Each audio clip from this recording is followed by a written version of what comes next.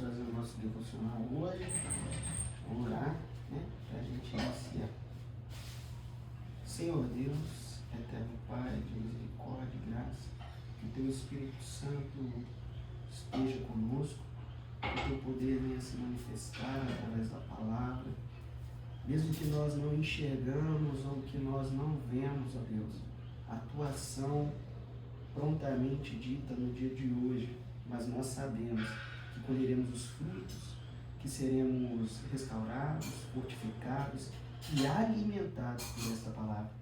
Sabemos que o Senhor procura verdadeiros adoradores.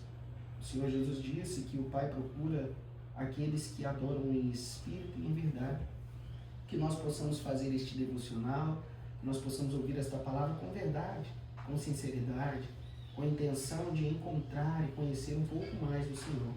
Apresento a vida de João e José, que eles possam, ó Deus, ter atenção a esta palavra e serem movidos pelo Teu Espírito Santo para reverberar por essa palavra, pensar, refletir, passar ela adiante aos seus amigos e que o Senhor possa ser com eles em todas as áreas da vida, que eles venham saber que o Senhor Jesus se importa, cuida e guarda a vida deles nas pequenas, nas grandes coisas, que eles não possam ter receio, ó Deus, de falar contigo, que eles venham saber que o Senhor Jesus é o amigo fiel, que cuida, que conversa, que ouve e que aconselha os outros. Em nome de Jesus. Amém. Nós vamos ler hoje Lucas 22, do verso 24, Lucas, eu falei errado, Lucas 22, do verso 24 ao 30. José, todas as vezes que você quiser fazer uma pergunta, você levanta a mão e assim que eu te der a palavra, você pergunta. Porque se você ficar interrompendo, a gente não consegue avançar o raciocínio, pode atrapalhar o João e até você mesmo, tá bom? O maior será como o menor. E houve também entre eles contenda sobre qual deles parecia ser o maior. Isso aqui é os discípulos. Eles quem? Eles os discípulos. Fala, José. Quando você vai ler um texto da Bíblia, você faz uma frase estranha? Não sei te responder isso. Eu tento passar uma eloquência, uma voz mais firme para que você entenda. E houve também entre eles contenda, eles quem? Os discípulos de Jesus, sobre qual deles parecia ser o maior. E ele lhes disse, os reis dos gentios dominam sobre eles, e os que têm autoridade sobre eles são chamados benfeitores. Mas não sereis vós assim, antes o maior entre vós seja como o menor, e quem governa como quem serve. Pois qual é maior, quem está à mesa ou quem está servindo? Porventura não é quem está à mesa? Eu quem? Jesus. Porém entre vós sou como aquele que serve, e vós sois os que tendes permanecido comigo nas minhas tentações. E eu vos destino o reino, como meu Pai me destinou, para que comais e bebais a minha mesa no meu reino, e vos assenteis sobre tronos, julgando as 12 tribos de Israel. Lucas vem demonstrando aqui a história, né?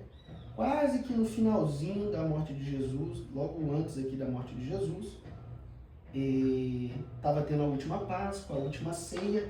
Então os discípulos já tinham, Jesus teve um ministério de 3 anos, né? Vocês sabem.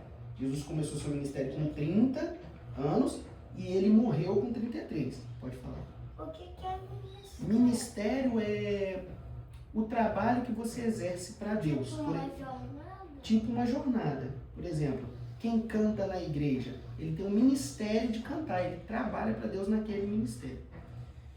Depois eu vou procurar a palavra no contexto correto. Então, tinha acabado de passar a Páscoa, os discípulos tinham passado 3 anos com Jesus, e eles estavam entre eles, tinham aprendido, eles tinham visto Jesus andar sobre o mar, eles viram Jesus ressuscitando Lázaro, eles viram Jesus ressuscitando a filha de Jairo, eles viram Jesus curando a mulher do fluxo de sangue, eles viram Jesus curando os cegos, eles participaram de todas as pregações que Jesus fez.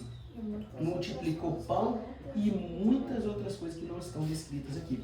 Então, 3 anos, se você estudar 3 anos, depois eu te falo, se você estudar 3 anos, qualquer coisa da vida, do mundo, você fica excelente nisso. Se você começar a estudar agora para tocar violão durante 3 anos, daqui 3 anos você tá fera. Se você começar a treinar futebol, se você treinar inglês, o que você colocar no seu coração de fazer desenho, qualquer coisa, você fica fera 3 anos. Então os discípulos, eles eram fera na palavra. Eles tinham visto milagres, eles tinham que ser feras no quesito Jesus. E no final desses 3 anos, o que eles estavam aqui discutindo? Quem seria o maior? Eles estavam discutindo entre eles se João era o maior, se Pedro era o maior, quem era o maior entre eles.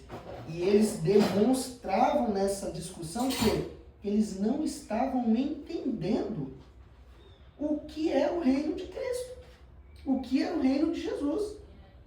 Jesus estava falando, eles já tinham passado pelo templo e falado, nossa Jesus, olha que pedras maravilhosas. E Jesus falou, não sobrará pedra sobre pedra. Jesus estava ensinando eles desde o início do seu ministério e eles no final de tudo aqui quase discutindo quem seria o maior. Isso era uma prova que eles não estavam entendendo sobre o reino de Deus. Eles achavam que Jesus ia acabar com a Roma e ia ser rei. E eles iam ser o quê? Quais seriam os maiores ali? Ou quando Jesus se assumisse ao céu, quem seria o maior lá no céu? Seria sentado do lado de Jesus? Porque eles, estavam preocupados com isso. Assim também somos nós.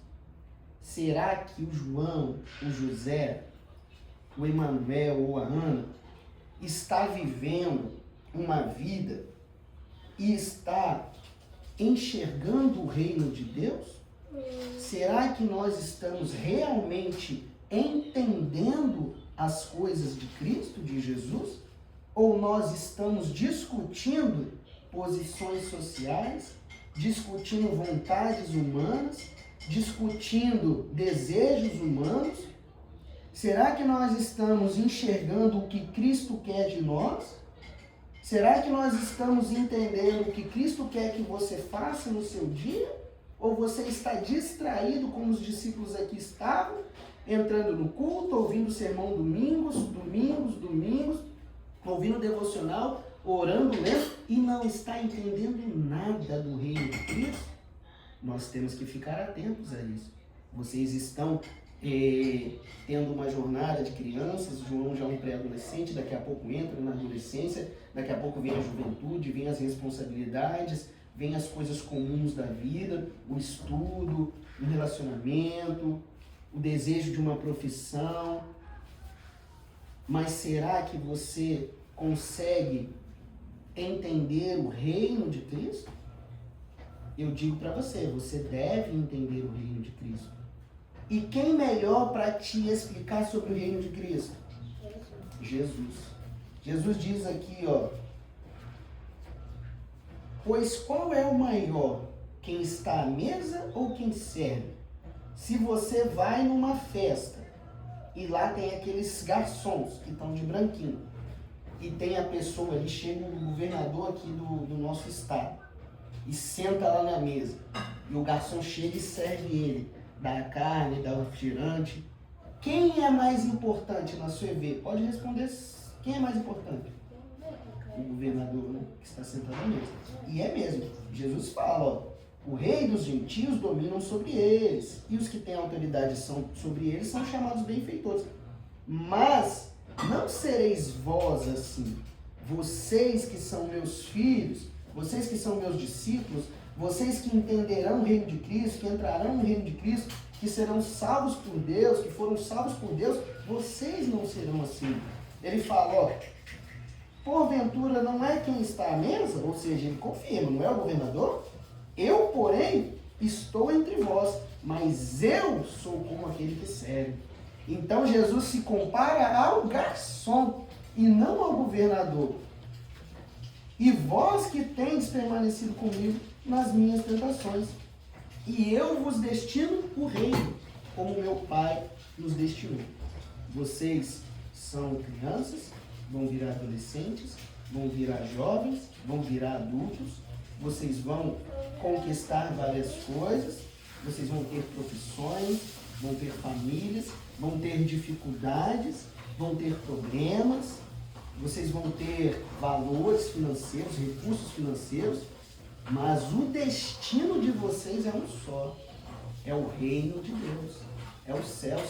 Lá na palavra de Deus diz assim: vinde a mim, quando Jesus receber a igreja, fala: vinde a mim, benditos de meu Pai, e tome posse do reino que está preparado antes da fundação do mundo. Então, mesmo que você viva 80, 100 anos da sua vida, conquiste várias coisas, passe por vários problemas, passe por várias coisas, tenha vasta experiência, o seu destino já está preparado. Jesus não está esperando você fazer algo, como que você vai se comportar, como que você vai viver sua vida. Ele já preparou o seu destino, que é o reino dos céus.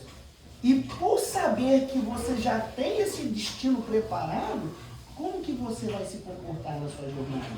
Isso que importa. Pode falar, né? Não se esqueça de assinar, que você esqueceu 2 vezes. Depois a gente fala sobre isso, José. Então, o destino de vocês já está preparado, que são as mansões celestiais. E como que você se comporta como um morador do céu? Como que você será o maior? Como que você será o maior? Sendo o menor. É o que Jesus está explicando. Então vocês têm que andar no crescimento de vocês, nas tarefas, nos locais a qual vocês vão, com humildade. Sempre com humildade. Sempre servindo, sempre com uma palavra branda, sempre com Cristo, dominando as emoções, os frutos do Espírito. Lembra do sermão passado? Que a virtude, acrescenta a virtude a fé, depois a paciência, depois o domínio próprio, depois a fraternidade, até chegar no amor. É assim que vocês devem viver a vida de vocês. Tenham uma certeza: o destino de vocês já está separado. O destino de vocês já está escrito, é o céu. Vocês são salvos por Cristo Jesus. Ele morreu na cruz para que fosse certeza na sua vida isso. Então, você não pode pensar e viver a sua vida somente com os olhos nessa terra, somente nas coisas naturais. Você não pode estar discutindo coisas que são daqui da terra, como os discípulos de Jesus estavam. Imagina como que você vai ter um céu, vai ter um destino, vai ter um futuro esplêndido, vai ver o rosto de Jesus. A palavra de Deus diz que Ele enxugará dos vossos rostos as lágrimas. No céu não haverá dor, não haverá choro, não haverá tristeza. E você vai ficar perdendo tempo discutindo as coisas vãs deste mundo? Ah, pai, então eu não tenho que viver a minha vida? Sim, você tem que viver a sua vida. A palavra de Deus nos ensina como viver a nossa vida. Como que nós vivemos a nossa vida? Vivendo? Mas a palavra de Deus diz o quê? Tudo o que fizer, faça para a glória de Deus. Então, tudo que você faz nesta terra e nesta vida é para a glória de Deus. Então, você vive a sua vida, você conquista o seu espaço na sociedade, você anda em honestidade, você trabalha, você se esforça, mas sempre com uma certeza: o meu destino já está escrito, é certo. Jesus cravou na cruz a cédula, Ele pagou pelos seus pecados, para que você tivesse uma certeza na sua vida. Se você soubesse que o Brasil fosse campeão do mundo, você iria assistir os jogos, ou você acha que o Brasil não precisaria jogar? Ia assistir os jogos e precisaria jogar. Né? Assim somos nós precisamos viver, precisamos realizar as nossas atividades, mas a certeza de que nós já fomos mais que vencedores, que nós estamos esperando a volta de Cristo e entrar, tomar posse daquilo que já foi fundado por nós antes da fundação do mundo, fundado para nós antes da fundação do mundo, por Deus. Amém? Que vocês vivam a vida de vocês com essa certeza, que vocês sejam humildes e que vocês não percam tempo discutindo coisas terrenas. Vocês a vivam e a vivam para a glória de Deus. Amém? Vou pedir o João para orar, para finalizar. Você pode me pedir também, né? Você tá fazendo quase 2 dias. Amanhã eu peço você. Senhor, meu Deus, meu Pai, obrigado por esse dia, obrigado porque eu acordei, porque o José, meu pai, minha mãe, porque todos nós acordamos e levantamos da cama. Obrigado porque nós podemos fazer isso, porque tem gente que nem levantar da cama consegue, tem gente que não consegue falar, andar, tocar ou sentir. Obrigado porque a nossa vida é boa, a comida não falta. Obrigado por tudo que o Senhor fez por nós. Que nós venhamos viver para Ti e que tudo que nós façamos seja para a Sua glória. Nos livre do mal, de acidentes, na ida e na volta de casa.